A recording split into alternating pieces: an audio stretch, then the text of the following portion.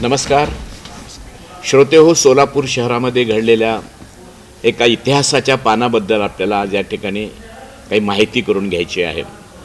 सोलापूरच्या बऱ्याच लोकांना जुनी मिल कंपाऊंड हा शब्द ऐकून माहीत आहे, पण ही जुनी मिल काय होती, ती बंद का पडली आणि तिची जागा हडप करण्याच्या दृष्टिकोनातून ज्या स्वार्थी लोकांनी काही राजकारण केलं त्यातून काय काय घडलं आणि त्या स्वार्थी लोकांशी लढून सोलापूरच्या एका कामगाराच्या मुलाने ही सगळी जमीन कामगारांची देणी देऊनच विकली जाईल अशा प्रकारचा अट्टहास केला.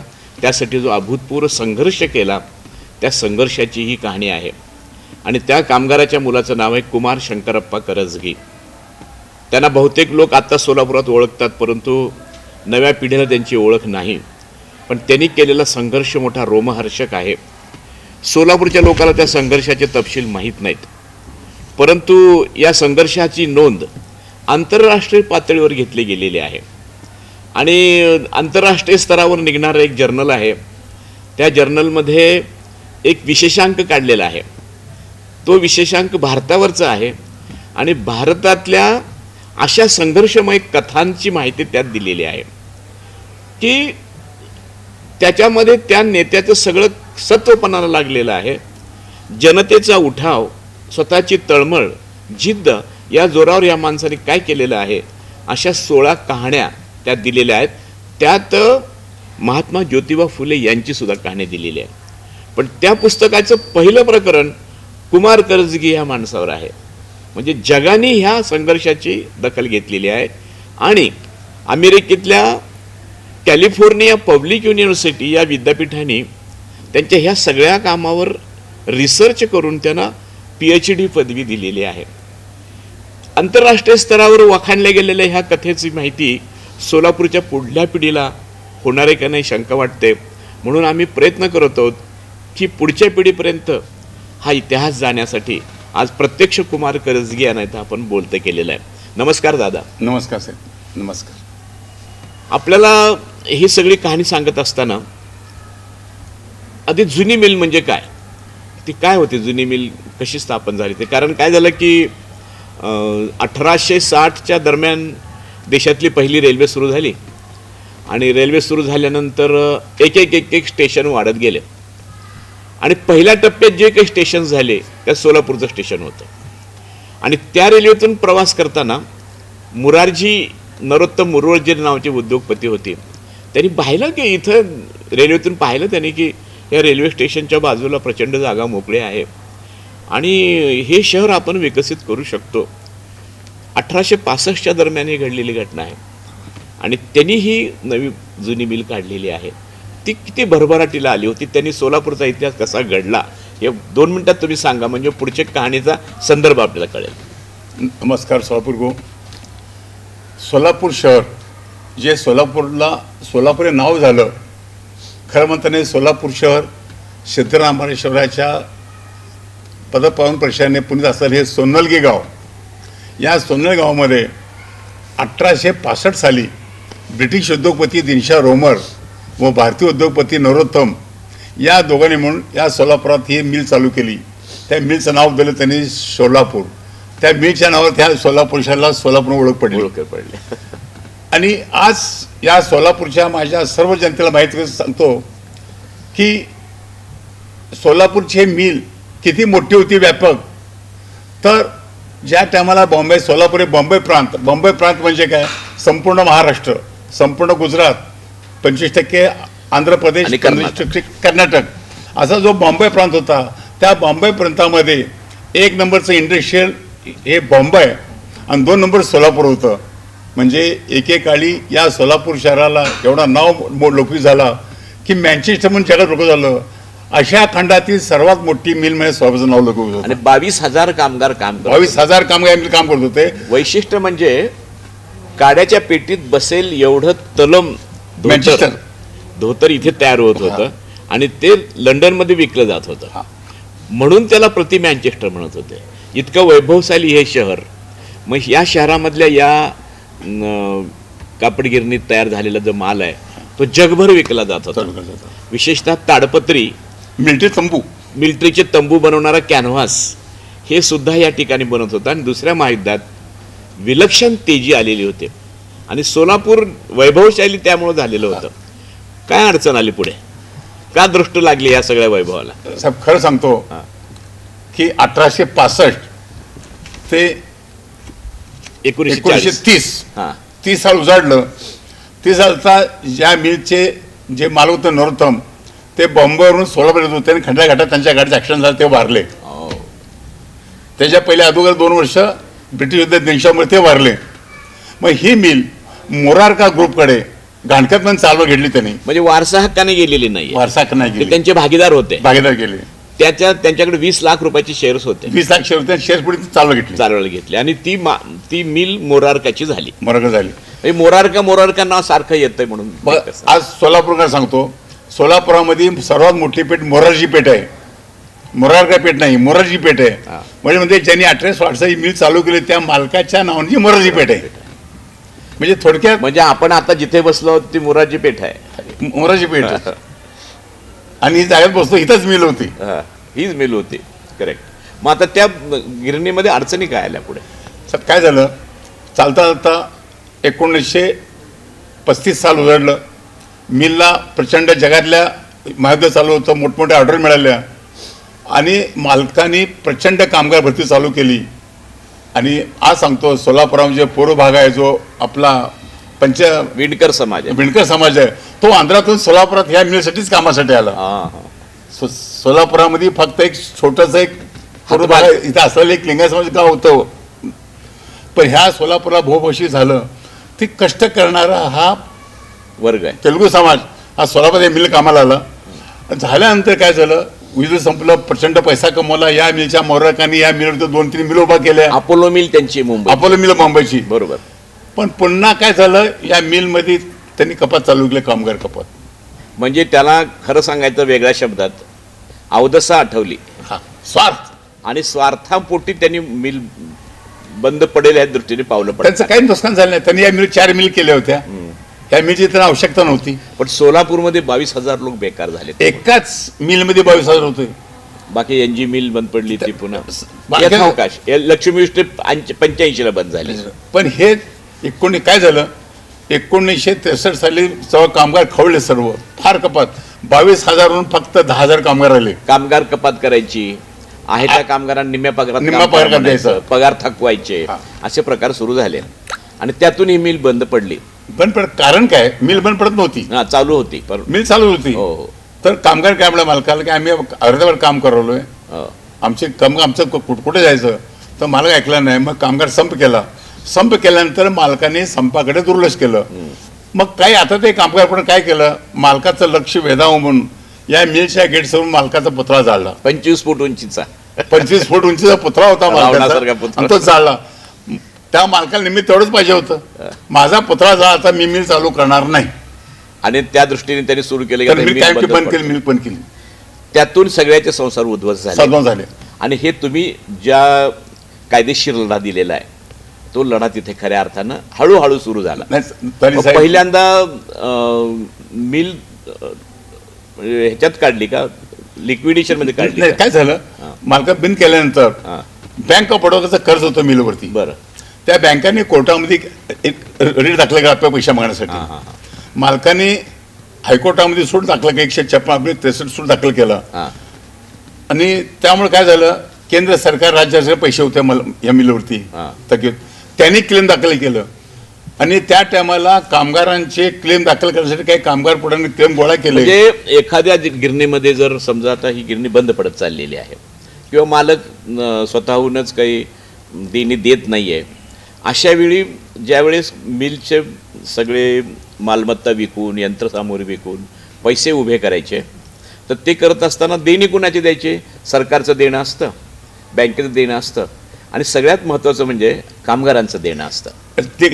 पण कामगारांचं देणं किती दुर्दैव आहे सोलापूरचं. मी आज सांगतो, कामगाराचं देणं आवश्यक होतं, अत्यंत पगार आवश्यक थकलेले होते, त्यांचं प्रॉव्हिडंट फंड देणं होतं, परंतु कामगारांची देणी म्हणजे कामगारांचा क्लेमच सादर झाला नाही, ही चूक झाली. इथं स्वार्थी मिल मालक आणि पैशाला बळी पडून जर शासकीय अधिकारी जर एकवटले तर कामगार काय वातात होती.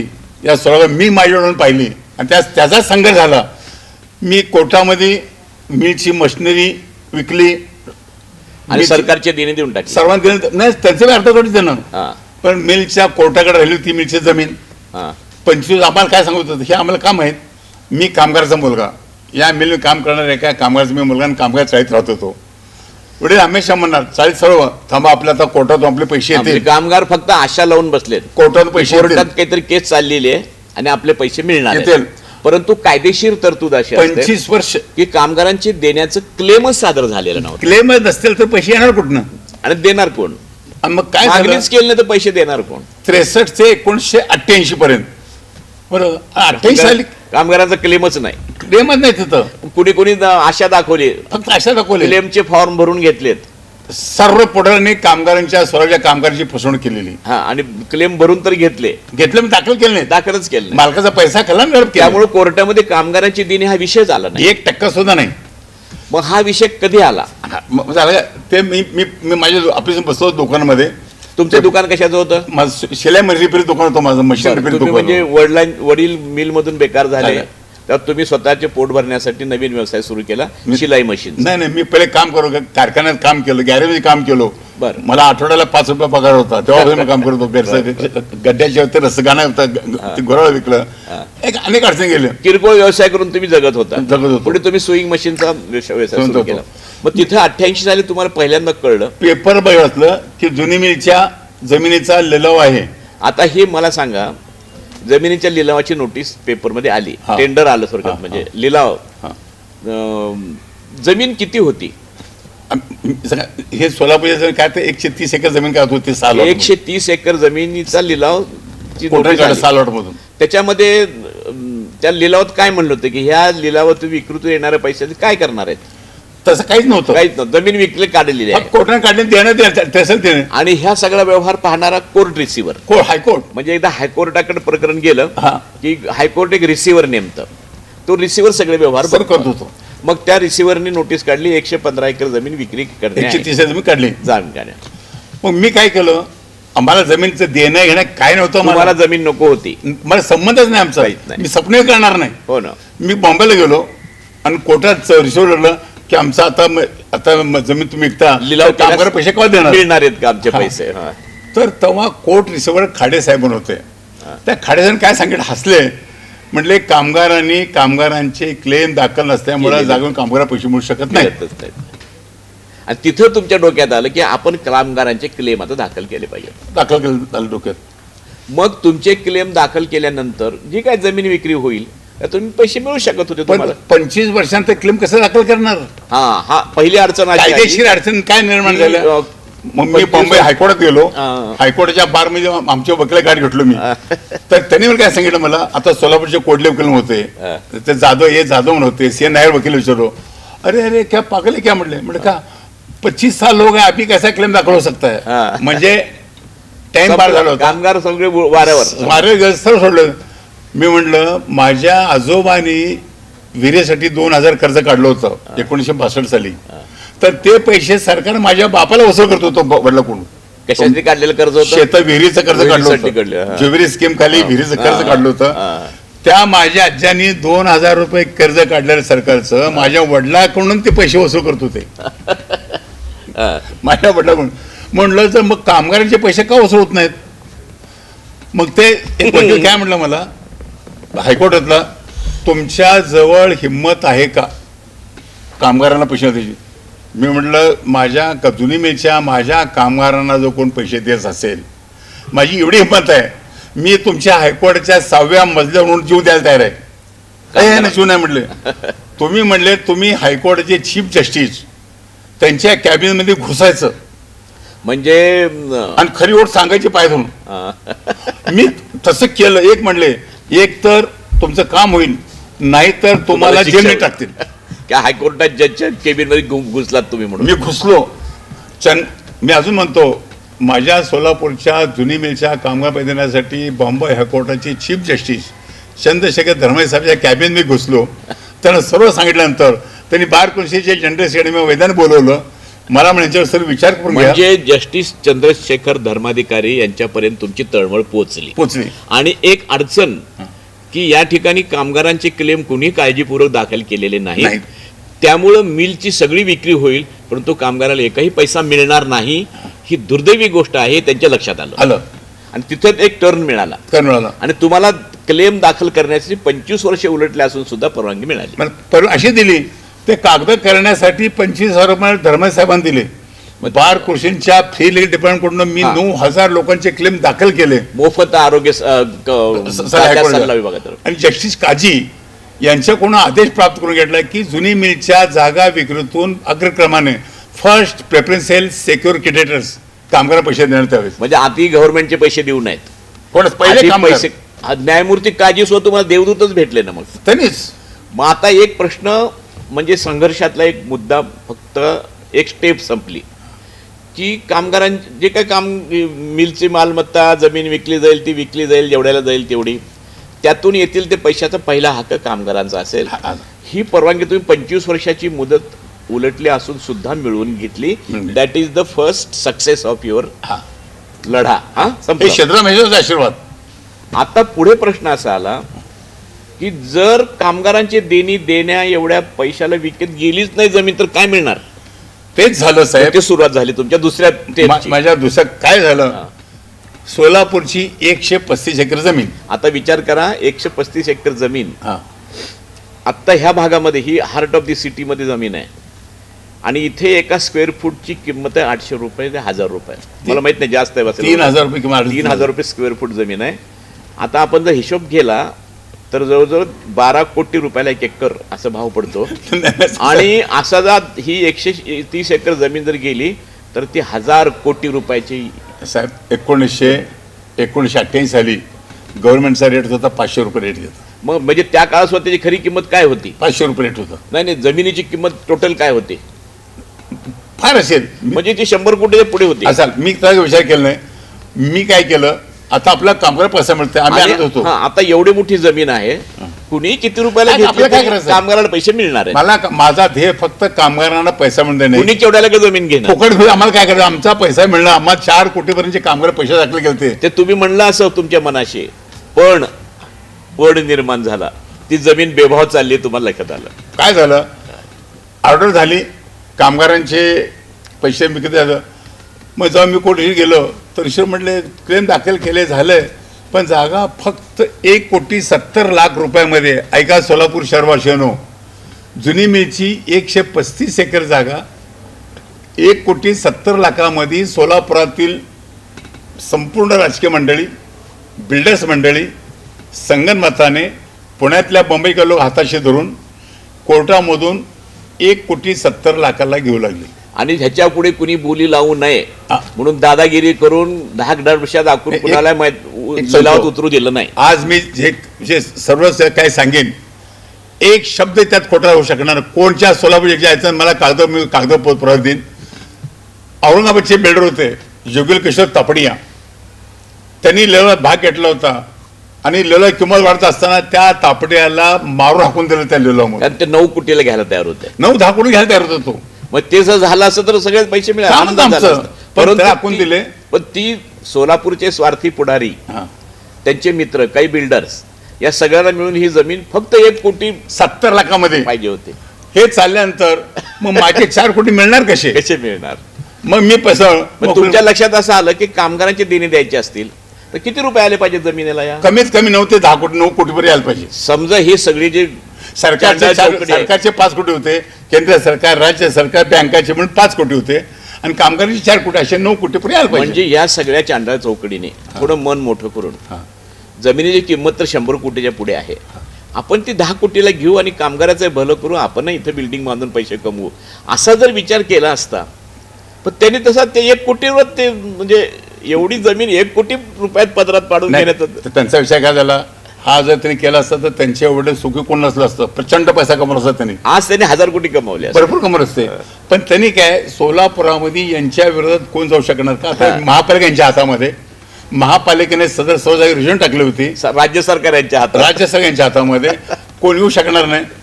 मग ते भरमा बसले. मग किंमत वाढली तरच कामगारांना पैसे मिळणार होते.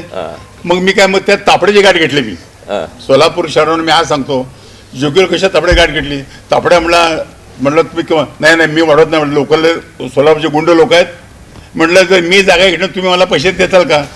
तर म्हटलं तुम्ही कोर्टात लिलाव घ्या, 9 कोटी 10 कोटी घ्या, म्हटलं मी तुम्हाला पैसे देतो, आपण करू. म्हणजे अशा प्रकारे तुमचं पदार्पण झालं त्या माझं लिलावात. मग म्हटलं मी काय केलं, पण त्याने एक अट घातली मला, तुम्ही एक पाहिजे म्हटलं, पण मी तुम्हाला पहिले एक पैसा देणार नाही, लिलावात भाग घ्यायचा असेल तर 30 लाख रुपये पहिले भरावं लागतात. हा. तर भाग घेतो. तो धाडस करायला तयार नव्हता. मग तो कोण नाही, त्यांना म्हणलं पैसे काय. मी काय विचार केला, ठीक आहे मला काय करायचं होतं, फक्त या जागेला 10 कोटी किंमत घेऊन जायची होती, कामगारांना पैसा देणं माझं स्वप्न, ह्याच्या कुठलं स्वप्न नव्हतं. मग मी काय केलो, माझ्या मशीन दुकानातले माझ्या 2-3 भावाकडून असे मी 30 लाख रुपये गोळा केले हा. आणि पैसे भरले. ऑगस्ट 16 ऑगस्टला 88. हा. मी हायकोर्टामध्ये भरून लिलावामध्ये भागीची परमिशन घेतली आणि काय केलं, त्यांनी 1 कोटी 17 बोलली होती, मी बोली त्यांच्या बोलीचे डबल म्हणजे 3.5 कोटीपर्यंत मी बोली. अशा वेळी हे जे हातात सत्ता असलेले लोक आहेत हां त्यांच्या मक्तेदारीला तुम्ही चॅलेंज दिलं चालेल. एका कामगाराच्या मुलाने. त्यांना माहिती ह्याच्यामध्ये काय ताकद येते, हां काही ताकद नाही. काय टाकायला माहित होतं ना. 30 लाख रुपये जमा करताना ह्याला नाकीनं आलेले आहेत, 1 कोटी तर सोडूनच द्या. मग अशा वेळी एक सोपा मार्ग असतो, संपून टाका त्याला. झाला का प्रयत्न असं काय? मी चाळीतला मी काय बांबगडे नव्हतो, संघर्ष घेऊन आलेलो होतो. हा एक प्रकरण झालं, मी तिला भरलं. सोलापूर आल्यानंतर काय झालं की सोलापूरचे खरं सांगतो, मला मी त्यांचं नाव घेतो, doctor Walsankar, Kelkar, Tulpule, V R Kulkarni, Vivek Galsachi, Ranganna Vaidya, या लोकांनी माझा सत्कार केला सोलापुरात. की म्हणजे त्यांना माहित होतं मिल काय ते काम. मग या कामगाराचे क्लेम दाखल केले आणि लिलाव भाग घेतला. मग जेव्हा डॉक्टरने समजलं तुम्ही लिलाव काय करणार म्हटलं, पैसे कुठून उभे करणार? पैसे. मी म्हटलं मला जुगल किशोर जोगल तापडे या हे पैसे देतो म्हटलं. मग मला या लोकांनी सांगितलं की कुमार, बिल्डरकडून पैसे घेण्यापेक्षा जर आपण ही जमीन तुमचा पैसे कामगारांना पैसे द्यायला पाहिजे. हा, मग ही जमीन आपण सोलापुरातल्या सर्वसामान्य लोकांना जर ज्या किमती मिळेल त्या किमती द्यायचा प्रयत्न केला तर.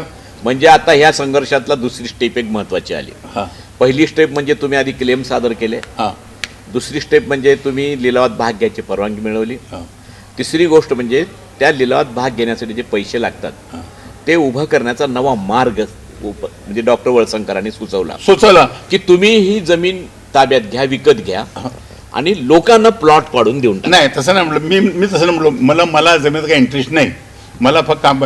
ते काय म्हटलं कुमार, त्या बिल्डरबरोबर तुम्हाला पैसे कमवायचे आहेत का? म्हटलं मला लाल पैसा कमवायचा नाही. मग त्यामुळे ठीक आहे.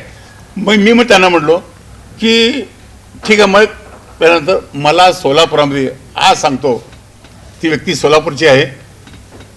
मी घरात बसलो होतो, चाळीत राहत होतो. बाबूभाई मेहता म्हणे, बाबूभाई मेहता सोलापुरातले आणि कांतीलाल भाटिया, हे दोघं माझ्याकडे आले आणि मला म्हणले की कुमार तुम्हाला मिलच्या मालकाने बोलवलं, मुरारकांनी बोलवलं. मी झालं. मग मी काय केलं, डॉक्टर वळसंकरांना घेतलो. मला काय बोला म्हटलं तर मी त्यांनाही मी बॉम्बेत गेलो. मी डॉक्टर वळसंकर, बाबू मेहता का मी चौघं मुरारकाच्या बंगल्यात 29 नॅपिंग रोड बॉम्बे मालकाच्या बंगल्यात गेलं तर बघितलं आयुष्य कसला मोठा बंगला आयुष्य कधी बघायला मिळालं नव्हतं. बसलो. मालक आले मुरारका, म्हटले खरंच हा नमस्कार केला. तुम क्यों बैठेंगे क्या लोगे? मैं बोला मैं क्यों बैठा हूँ, तुम जो कर रहे हो, जो जगह में भाग ले रहे हो वर्कर कुछ नहीं करने का, मैं तुमको 2 करोड़ रुपए देता हूँ. 2 कोटी आणि 10 एकर जमीन मला मोफत देण्याची मुरारकांनी ऑफर दिली. शेठजी मी त्या मुरार म्हटलं, शेठजी मैं एक वर्कर का बच्चा हूँ, मुझे वर्कर को पैसा दिलाना है. आणि नहीं हो सकता. मी म्हटलं मुझे पैसा दिलाना है, मैं पैसा दे के रहूंगा.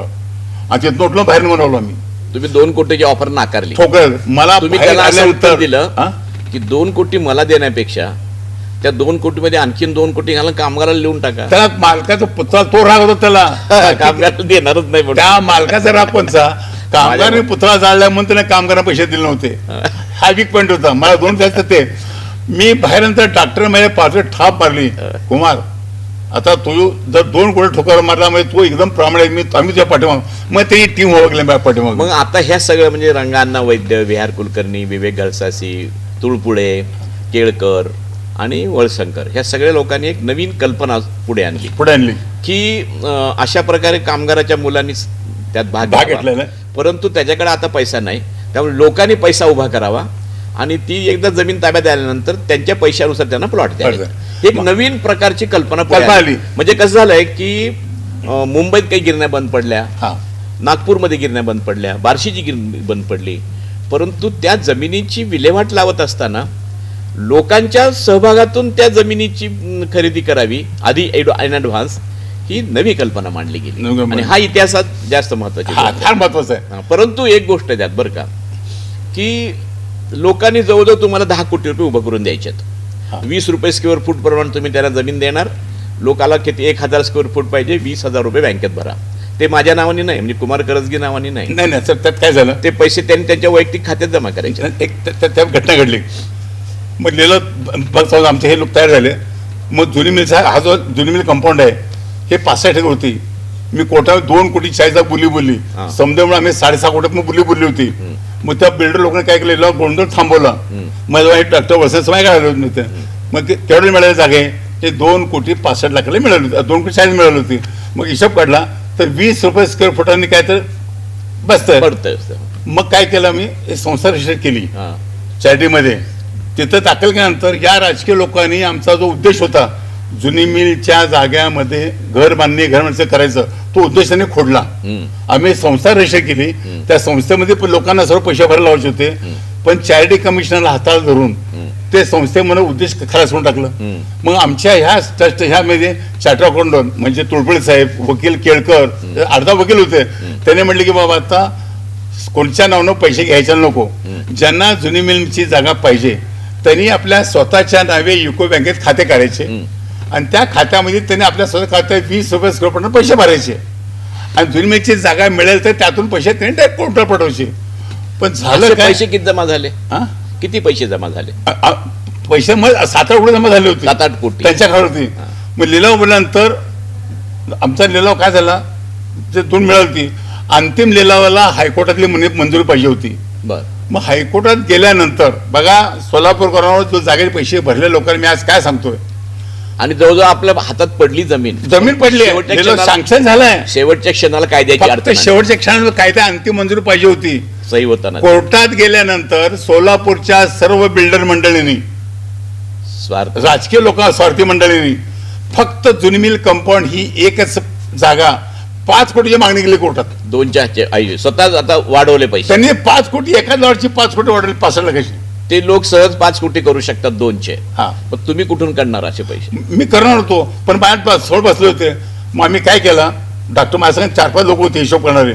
म्हणले 65 एकर जमीन आपण घेतली, हे समजा केलं तर आपण 20 रुपये फूट देण्यापेक्षा आपण 30 रुपये दिले स्वतः, तेवढे पैसे होतात तेवढे होऊ शकतात आपल्याला, भरून टाकू तर मागू. मग म्हणलं 500 रुपये जमीन 30 रुपये. मग आम्ही काय केलं, कोर्ट काय म्हणलं आम्हाला, आता तुम्हाला 2 कोटी 40 लाख लिलाव मंजूरला बरोबर आहे, पण अंतिम मंजुरीच्या वेळी हे पैसे वाढलेले आहेत, तरी कामगारांना व्याज मिळेल. मला बोलता येईना, कामगाराला व्याज मिळेल का, ते पैसे कामगारांना मिळतील. हो, आणि तुमची इच्छा पूर्ण झाली, तुमची इच्छा पूर्ण होईल. पण ह्या लोकांना डॉक्टर हे म्हणलं होते की आपण 20 म्हणलं ही 500 रुपये जागा आपण 20 आणि 30 रुपये गेलं. मग कोर्ट काय म्हणलं, जर तुम्हाला हे पाहिजे असेल, मुदत दिली नाही तर तुम्ही या 5 कोटीला 5 कोटीच्या वरती तुम्ही काय वाढवू शकता का? मग आम्ही 10 लाख वाढवले आणि 5 कोटी 10 लाखाला ही जागा 2 मिळाली, जागा घेतली, अंतिम मान्यता मिळाली. आणि कोर्टाच्या लिलावाच्या अटीप्रमाणे लिलावाच्या सर्व जागा मग आमची किती झाली, 9 कोटी 76 झाली. 25% रक्कम भरायची होती. 15 दिवसांनी 25% रक्कम भरणे गरजेचं होतं. मग आम्ही सोडवत आलो. डॉक्टर वसंत सर्व जे युको बँकेच्या 16 जनतेने पैसे भरले होते त्यांना आव्हान केलं बोलून की ज्यांना जुनी मिल कंपाऊंड मधली जागा पाहिजे, आता आम्ही 20 रुपये फुटांना देणार होतो, परंतु सौदा वाढला, सौदा कोर्टामध्ये वाढवल्यामुळं, या स्वार्थी बिल्डरकडे वाढवल्यामुळं आता 30 होतं. ज्यांना जुनी मिल कंपाऊंड मधील जागा पाहिजे त्यांना 30 रुपये फुटाने देण्यात येईल आणि इतरत्र 20 ने देऊ, नाही 30 देण्यात येईल. तर ज्यांना पाहिजे त्यांनी 15 दिवसामध्ये आणखीन पैसे भरावे. नाही पैसे नाही आम्हाला. बघा, मी अजून म्हणतो, ॲडव्होकेट केळकर, ॲडव्होकेट कोळशेट्टी, तुमचे चार्टर्ड अकाउंटंट तुळपुळे, या बुद्धीवर काय म्हटलं, यांचा पैसा हातात घ्यायचा नाही, आपल्या हातात घ्यायचा नाही, आपल्या हातात घ्यायचा नाही, कोर्टाला भरायचा. कारण का तर समितीच्या नावानं उद्देश कॅन्सल केल्यामुळे समितीच्या नावानं सुद्धा घ्यायचं नाही. मग म्हणले की ज्यांनी जागेचे पैसे त्यांच्या स्वतः नावानं कोर्ट रिसिव्हरच्या नावानं ड्राफ्ट काढायचं. मग त्यांना सांगितलं की तुमच्या युको बँकेतून 5 कोटी होतील बघ. तर मग ते 2,46,00,000 हे युको बँकेतून 25% 15 दिवसात भरली. भरल्यानंतर आम्ही सर्व खुश झालो. अजून 75% द्यायचे होते. 75 3 महिने द्यायचे होते. पण खरं सांगतो सर्वकरांनो, हे सोलापुरातील या राजकीय स्वार्थी मंडळींनी महापालिकेच्या अधिकारी हातात धरून, त्यावर महापालिका आयुक्त जाते होते, सोलापूरच्या या जुन्या जागेबद्दल प्रचंड गैरसमज निर्माण केला. एवढे जाणवलं की जागेसाठी पैसे भरले लोकांसह काय हाताशी धरून, म्हणजे आता पुढचे 75% वसूल करण्यामध्ये तुम्हाला अडचण यायला लागल्या. अडचण झालं. लोकांचा दिशाभूल करण्यात आली. दिशाभूल करण्यात आली. हे तुम्हाला मिळणारी नाही आहे. आणि कोर्टामध्ये कोर्टाच्या लिलावाटीप्रमाणे जर 75% 3 महिने जर नाही भरली, ही भरलेली 25% रक्कम सुद्धा तुमची जप्त होणार. त्यामुळे लोक बिथरले. पैसे कोण दिलेच नाही. म्हणजे पुन्हा एक वळण आलं सगळ्या इतिहासाला. मग काय झालं साहेब सांगतो, मी प्रयत्न केले कोर्टाने. मी म्हणतो ना, हा कोर्टाला माहित होता. कोर्टाने काय केलं, कोर्टाचं असं आणलं की महापालिका असं केलेलं आहे, हे झालेलं आहे. तर कोर्टाने एक आदेश प्राधित केला, 3 महिन्यात दिलं. काय म्हणलं, जर तुम्हाला अशा अडचणी केल्या असतील तर तुम्ही 50 लाख रुपये डिपॉझिट करा. तुम्हाला काय थोडं जागा आम्ही 10 एकर जागा रिलीज करतो. हे आदेश दिले कोर्टाने सहकार्य केलं छान तुम्हाला. एवढं दिल्यानंतर मी आज, ते न्यायाधीश कोण होते सर, न्यायाधीशापेक्षा आज ह्या जुन्या जागेसाठी पैसे भरणारे प्रचंड 1-10 कोटीचा मालक आहे. पण ह्या 788 लोकांनी मिळून 50 लाख रुपये मला देऊ शकले नाहीत. कारण त्यांची दिशाभूल झाली. त्यांची दिशाभूल झाली, त्यांना दोष देत नाही. पण 50 लाख सुद्धा आम्ही कोर्टात भरू न शकल्याने या 788 भरलेली सर्व 2,46,00,000 रुपये जप्त झाली. जप्त झाल्यानंतर मी माझ्या अंगामध्ये संघर्षाचा, माझ्या वडिलाचं एक संघर्षाचं एक बीज होतं. मी काय केलं, हायकोर्टामध्ये गेलो. ते जप्त झालेले पैसे एक रिट दाखल केलं. जस्टिस धनुका यांच्या गेल्यानंतर त्यांनी सांगितलं की म्हणलं हे जप्त झाले पैसे कामगाराला वाटा कोर्टाच्या ऑर्डर प्रमाणे. आणि मी माझं ध्येय काय साध्य केलं, इकडे ते जप्त झालेले पैसे कामगाराला वाटप केले. माझे कामगार खुश झाले. त्या कामगार, पण हे इकडे मी ते पैसे वाटल्यामुळं ही प्रतिष्ठित मंडळी डॉक्टर वळसंकर, तुळपुळे, ही मंडळी, कुमार, आमच्या आयुष्यामध्ये असं कधी नव्हतं. आमच्यामुळे लोकांनी पैसे भरले. किती नाट्यमय वळण आहेत बघा सगळ्या प्रकरणात. ते तुमची जप्त होणं, तुम्हाला फायनल म्हणजे त्या बिल्डरनी बोली संपली असताना 5 कोटीला पुन्हा बोली करणं, ती तुम्ही उभं करणं, त्यात लोकांमध्ये येणार दिशाभूल होणं, आणि यातून एक चांगलं साध्य झालं म्हणजे जप्त झालेले पैसे कामगाराला द्या म्हणून सांगितलं. पण आता तुम्ही कोर्ट म्हणजे ते पैसे मिळालेच की कोर्ट रिसिव्हरला. आता तुम्ही 3 कोटी वरचे पैसे 75% रक्कम तुम्हाला आता भरायची आहे. मग तुम्ही ती पुन्हा कशी उभी केली? पण काय कोर्टाने पण लिलाव रद्द केला त्यांनी, कोर्टाने. मग मी काय केलं, मग 2,40,00,000 मात्र कामगाराला मिळाले. बापरे. मग मी काय केलं, डॉक्टरांना वचन दिलं, डॉक्टर साहेब, ज्या लोकांनी जुनीमध्ये प्लॉट मिळाले 30 कोटीचे पैसे भरले होते, एक तर कोर्टातून त्यांचा पैसा परत मिळून देईन, अथवा त्यांना जागा मिळून देईन. म्हणून मी जुनीमेच्या गेट समोर 10 वर्ष आंदोलन केलं, सत्याग्रह केला. कोर्टाने 3 वेळा जागा लिलाव जाहीर पुन्हा लिलाव काढला. पण आमच्या आंदोलनामुळे लिलाव काय होऊ शकला नाही. तुमच्यावर पुन्हा 2,40,00,000 कामगाराला मिळाले, आनंद झाला. पण ज्यांच्या 20 रुपये प्रति चौरस फूट तुमच्या विरुद्ध उभं राहिले. नाही, ते काय काय बिचारे पैसे जमतं. पण त्यांचा प्रेशर आला नाही तुमच्यावर? येत होते आमच्या पैशाचं परत द्या, पण आम्ही 17 बसलो होतो. मग कुमार करजगीने आम्हाला फसवलं. तेव्हा काय नव्हतं, पैसे डायरेक्ट कोर्टात भरले होते, त्यामुळे त्यांना चान्स नव्हता. कुमार करजगीने पैसे दिलेच नव्हते. पैसे दिले. परंतु कायद्याच्या बंधनातून एखादा न्यायमूर्ती जर सहानुभूती दाखल असेल तर तू कसं करू शकतो? म्हणजे ते न्यायमूर्ती धानुका तुम्ही नाव सांगताय ना, जस्टिस धनुका, त्याच्यात ते जस्टिस धनुकाचा फोटो लावून त्याला नमस्कारच करायला पाहिजे. खरंच करतं त्यांनी त्याचा तो डिस्क्रिशनरी पॉवर पण त्यांनी सांगितलं. असं कायदा नाही काही जप्त झाले पैसे कामगाराला दिले पाहिजे, पण त्यांनी ते दिले आणि तुमच्या हेतूशी तळमळ त्यांच्यापर्यंत पोहोचली होती. आता तुम्ही पुढचा इतिहास तुम्ही 10 वर्ष संघर्ष केल्यानंतर मग नवीन वळण लागलं सगळ्या गोष्टीला, पुन्हा लिलाव जाहीर झाला. नाही 10 वर्ष संघर्ष केल्यानंतर कोर्ट रिसिव्हरचा थकला, जागा विक्री होईना. विक्री काय होईना? मग 19 जानेवारी 5 कोटीची बोली ज्यांनी बोलली होती येईन आता कोण चालू केलं. मी का नाही आले? तर त्यांना भीती आमची हा. की पुन्हा काहीतरी कायद्यातून तुम्ही पुन्हा जागा करून देणार त्यांचे 5 कोटी बुडतील मग आमचे त्यांना पैसे किती बुडतील. उरतील? मग मला नगरचे बिल्डर शरद मुथा हा. हे भेटले, ते ऍग्री केलं. पण त्यांनी सुद्धा काय केलं, त्या बिल्डर सुद्धा ह्या इथल्या राजकीय लोकांना अंडर केलं. मग शरद मुथांनी सगळे पैसे भरायची तयारी दाखवली. दाखवले पण पैसे भरले नाहीत त्यांनी. मग काय झालं, 1996 साली बॉम्बेचे उद्योगपती रतनलाल जैन हा, त्यांनीच पैसे द्यायचे तयारी. त्यांनी पैसे ते बघितले, जागा एवढे पैशाला तयार ठेवले. मग कोर्टात आम्ही दाखल केलं रीट. 4 कोटी रुपये दिले त्यांनी. तर त्यांनी 4 पहिले स्टार्टला 4 पडले, मग बाकी भरल्यानंतर तुम्हाला देतो. हा. मग 4 कोटी भरले, काही जागा रिलीज केली. हा. तिकडची लॉट नंबर 3 मग त्याला मिळाली का जागा ती? जागा मिळतात, त्यांनी दिली जागा मी. हा. ते घेतल्यानंतर सर्वात मोठं दुर्दैव काय माहिती आहे का, की महापालिकेने या जागेवरती रेशन ठेवलं होतं. हा. जुनी मिरच्या या जागेवरती. ते पुन्हा नवीन राजकारण सुरू नाही झालं. नाही, इथलं राशन चालू केलं. तो सावकार काय म्हणला, मी जुनी मिरच्या कंपाऊंड जागेसाठी पैसे देणार नाही, नाही, कारण ते तर आरक्षण आहे. त्या आरक्षणाने ते मला जोडणार आहे. मग मी काय म्हणतोय त्यानं, तर मी काय केलं, मला तर जागा नको होते, हा. मला या लोकांचे पैसे द्यायला पाहिजे होते. व्यवहार पण झाले, कामगार पैसे मिळतील. मी आता महापालिकेला पैसे कामगारांच्या दिले. रकमा पूर्ण देण्यात झाल्या का मग त्यावेळेस? कामगारांचं देणं सगळं संपलं? हा, आता सर्व फंडासहित सर्व 4.5 कोटी वाटप केलं. Best best. तुमचा सत्कार झाला असेल मग, जय जयकार. कामगारांनी जय जयकार केला. माझे वडील जय जय कारण मी एक कामगाराचा मुलगा.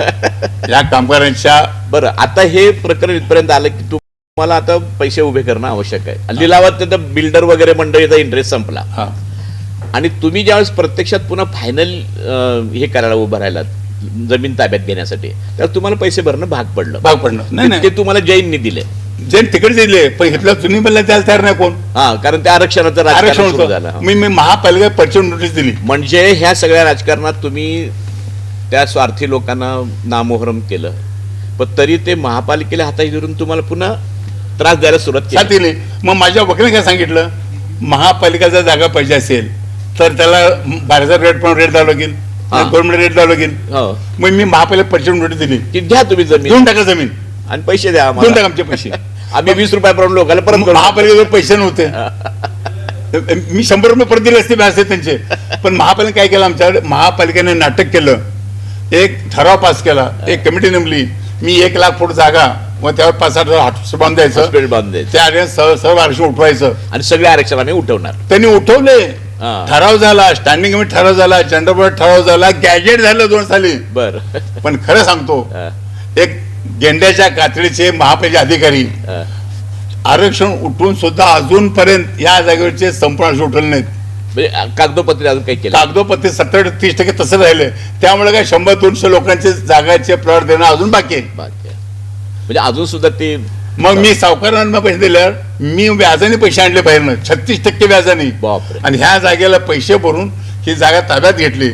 आणि हा सांगतो साहेब, ओमान मी आज महानगरी. हा. तुमच्या समोर जे बोलतोय, जी जागा व्याजाने पैसे घेतले, मी सावकाराला 2-2.5 कोटीसाठी 28 कोटी रुपये व्याजासहित मॅचपर्यंत भरलेले आहेत. बापरे. 28 कोटी. हा. पण मी काय केलं, 98 साली जागा ताब्यात आल्या, 19 जानेवारी. अजून आज सांगतो, त्या पैशापेक्षा सर्वात मोठा माझा, अमेरिकेने मला डॉक्टरेट दिली, हो.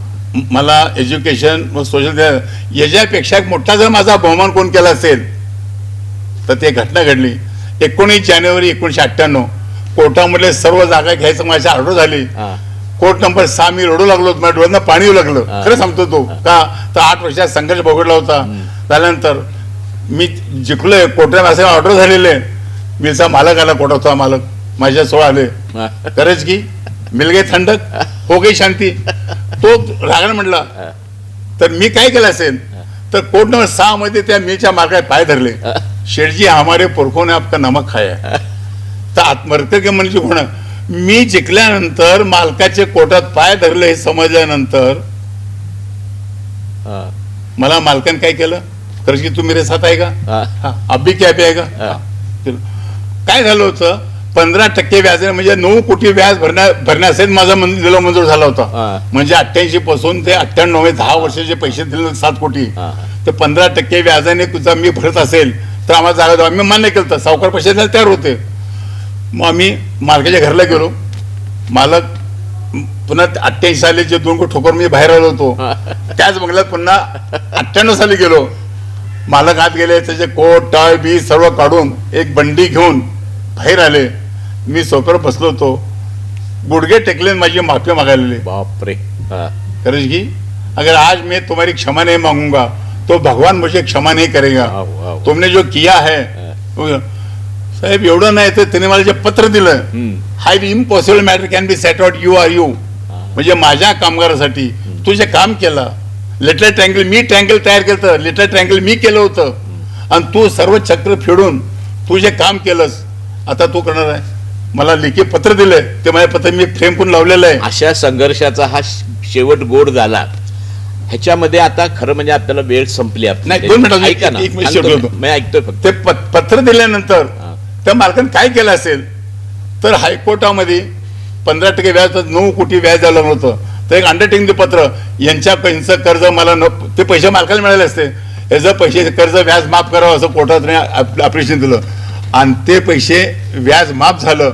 म्हणून मी 1998 जागा ताब्यात आल्यानंतर सर्व लोकांना बोलवलं, 10 सोसायट्या केल्या, 2000 पैसे भरले, त्यांच्या 6 सोसायट्या, 1000 फूटचे ज्याने पैसे त्यांचे 4 सोसायट्या, चिठ्ठी ठेवून त्यांना प्लॉट वाटप केले. ते भाग आहे. आता थोडे ह्याच्यामध्ये काय अजून की हे सगळं संपलेलं नाही आहे. आपल्या लोकांपर्यंत कसं पुढची पिढी हे तुमचं कहाणी 4 तास ऐकेल का नाही सांगत नाही, पण आपण अतिशय शॉर्टमध्ये हे सगळा विषय बसवलेला आहे. शेवटी मला तुम्हाला एक प्रश्न विचारायचा आहे, तुमच्या आता पुढे मनीषा काय आहे? कारण हे तर प्रचंड, म्हणजे मध्ये तुमचा मर्डरचा प्रयत्न झाला, एक बिल्डरमध्ये बेकायदेशीर व्यवहार करून संपला एक बिल्डर, आपण ते नाव नको घ्यायला आता, परंतु आता खोट्या केसने मला 8 महिने जेलमध्ये जावं लागलं. जेलमध्ये जावला 8 महिने. हे सगळे आणखीन कथानक आहेत त्यामध्ये, हे सगळे आपण आता नको घ्यायला. फक्त मला काय म्हणायचं आहे की तुम्ही मला बोलताना काय म्हणलात की ह्याच्यामध्ये मी थोडी बदमाशी केली असती तर 10-12 कोटी रुपये मी सहज कमवू शकलो असतो. मला वाटतं असं 100 कोटी कमवलं असतं मी. पण तुम्हाला तो मोह का झाला नाही? काय संस्कार आहेत तुमच्यावर असे? माझ्या आजोबाचं जे अभंग तुम्ही मला सांगता नेहमी, त्यातल्या 2 ओळी सांगा आता, सांगतो की स्वतःच्या कल्याण होणं महत्वाचं नाहीये. काय, माझे आजोबा दोंडोपंत दादांचे चोपदार, वारकरी संप्रदायाचे. मी घरात मिल बंद पडल्यात लहान होतो, मला शेतात घेऊन कुशाला झोपणार, आणि त्याने जे मंत्र म्हणतो तो का माझा, ते ऐकून ऐकून ऐकून मला पाठ झालेला आहे. सोलापूरकरांनो, माझ्या आजोबाचे जे बाहेर उपकार आहेत की निस्वार्थ जगण्यासाठी, आणि काय जगायला पाहिजे माणूस म्हणून, ते त्यांच्या अभंग ऐकून ऐकून मला पाठ झालं. त्यातली एक ओळ मला फार अपील होते की आपलं कल्याण करणं ह्यात महत्व नाहीये. मी वाचून ऐकून दाखवतो, सोलापूरकरालाही समजावं म्हणून सांगतो, म्हणतो आज ते. जन्मतेचं मूळ पाहिन शोधूनही दुःखासी कारणी जन्म घ्यावा, पाप पुण्य करूनही जन्म येतो प्राणी, नरध्या येऊनी हानी केली. ऐका, रजतम सत्व आहे ज्याची अंगी, याचं कोणी जगी वाया गेला. तम म्हणजे काय नरकच केवळ, रजत सबळ माया जाळ. तुका म्हणे येते सत्वाचे सामर्थ्य, करा परमार्थ हरनिसी, अरे सदा परमार्थ करावा, पाय न ठेवा आडमार्गी.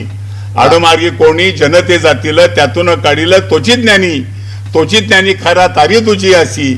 वेळ त्याशी क्षण जावे, आपण तरेल नव्हे ते नवल, आपण तरेल नव्हे ते नवल, कोण उद्धरली इतरांची जो. तर ही प्रेरणा आहे. आता आपल्या डोक्यावर काही म्हणजे आता खूप करोडो रुपयाचे व्यवहार केलेले आहेत आणि अजूनही करू शकता. तर तुम्ही आता तुमच्या आयुष्याच्या ह्या उतरणीच्या काळामध्ये, कारण तुम्ही आपण दोघांनी 70 ओलांडलेले आहे, आणि तुमचं काय प्लॅन आहे आता लोकांसाठी? आज तुमच्याबरोबर हे बसतोय मी सिद्धरामेश्वरच्या या नगरीमध्ये. सिद्धरामेश्वर आश्रमाचं एखादं यश मिळालं झाले त्याच्या आश्रमानं, आणि मी जाताना काहीही घेऊन जाणार नाही, हे तिरवार सत्य आहे.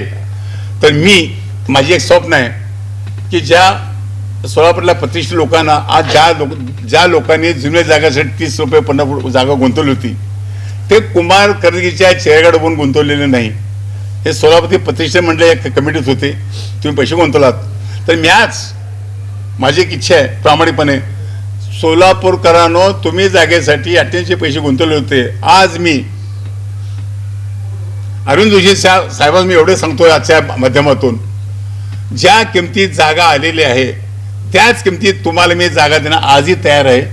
आर्किटेक्ट तुमचा राहील, इंजिनियर तुमचा राहील, वकील तुमचा राहील, मला काय नको आहे. हे का म्हणतो आता, मला माझ्या आयुष्यात 77 वर्ष आता पूर्ण होतात. मी एक स्वप्न पाहिलंय, नुसतं अध्यात्म ऐकून नाही, तो कृतीत आणायचं आहे. आणि जाताना मला वर पुन्हा माझ्या ज्या लोकांच्या भविष्यात मला प्रतिष्ठा मंडळी, मला शरद पवारांनी प्रश्न विचारला होता, कुमार, डॉक्टर वळसंकर, केळकर, तुळ हे 16 दिग्गज माणसं सदस्य, डॉक्टर वळसंकर खजिनदार आणि तो अध्यक्ष, म्हणजे स्वप्नाचं कधी न वाटणारं, पण या प्रश्न मंडळीने मला एवढं मोठं केलं. ही एकत्र येणारी मंडळी, आणि त्या मंडळी मी शब्द दिलं, वचन दिलं होतं, एक तर ज्यांनी पैसे त्यांचा पैसा परत देईन अथवा त्यांना जागा देईन.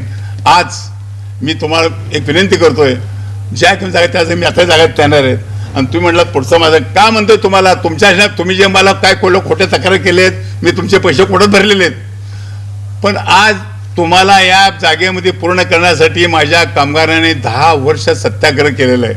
10 वर्ष. आणि सत्याग्रह बसताना मी आमच्या सत्याग्रह म्हातारा बोलकर म्हणत होतो, आपल्या जागेचं काम होईल, काम झालं की तुमचे सुद्धा घर बांधताना मी तुम्हाला जागा फुकट देईन.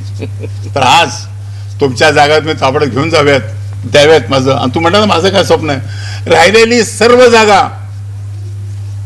मी माझ्या कामगारांच्या गरिबांच्या घरात स्वप्न मी फ्रीमध्ये देणार आहे.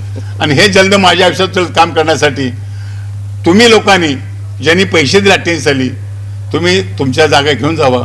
नसते तुम्हाला जागा आवश्यक न करत असेल तर तुमचे पैसे व्याजासह परत देऊन टाकू आम्ही. म्हणजे का प्रेमाने तुम्ही माझ्या सोलापूरच्या प्रतिष्ठित लोकांना बघून पैसे दिलेले आहेत. आज अनेक लोक तुम्हाला फसवणार नाही, अजिबात नाही, सपना सुद्धा फसवणार नाही. आणि ज्यांनी सत्याग्रहात भाग घेतला त्यातले जे हयात आहेत किंवा त्यांचे वारस आहेत, त्यांच्या वारसाला त्यांची कमिटी केली, मी त्यांना मोफत जागा देणार. त्यांची कमिटी केलेली आहे. त्या कमिटीला मला या राहिल्या जागा सर्व मोफत द्यायच्या आहेत. तर आणि कुमारकरीच्या वडिला आजोबाची शेती होती माझी, त्याची किंमत 50 फूट वाढलेली आहे. आता ह्या सगळ्या प्रकरणात मला शेवटी समारोप करताना हेच सांगायचं आहे, आपल्याला मिळालेला वैचारिक वारसा असतो ना, तो फार महत्त्वाचा असतो. आणि शेवटी तुमच्या पूर्ण आयुष्याला प्रेरणा तुकाराम महाराजांच्या अभंगाने मिळालेली आहे. आणि सिद्धरामेश्वरांची ही जी पावनभूमी आहे, त्या सिद्धरामेश्वरांची प्रेरणा तुझ्या पाठीशी आहे. ज्या माणसाच्या पाठीशी इतकी पुण्याची प्रेरणा उभी राहते, तो माणसाचं पाऊल वाकडं पडू शकत नाही. आणि त्यातून हा सगळा इतिहास घडलेला आहे. पुढच्या पिढीने 1985 पासून 2016 घडलेला जो इतिहास आहे त्याची नोंद घ्यावी, एवढंच मला सांगायचं आहे.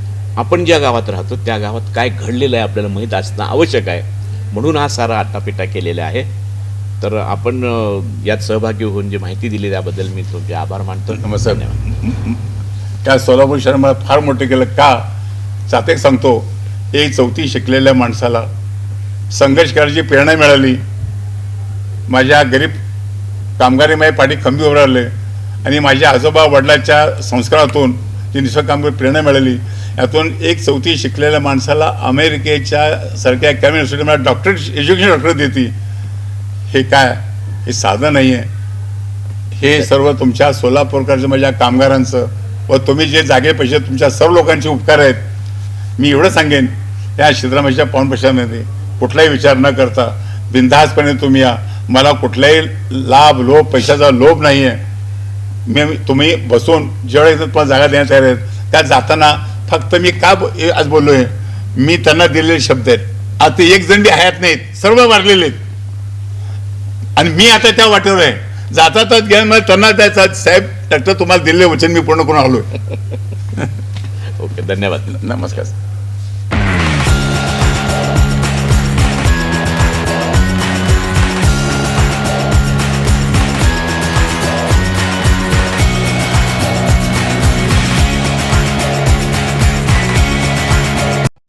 हे आहे मेट्रोकास्ट केबल नेटवर्क आणि आपण पाहत आहात द न्यूज प्लस.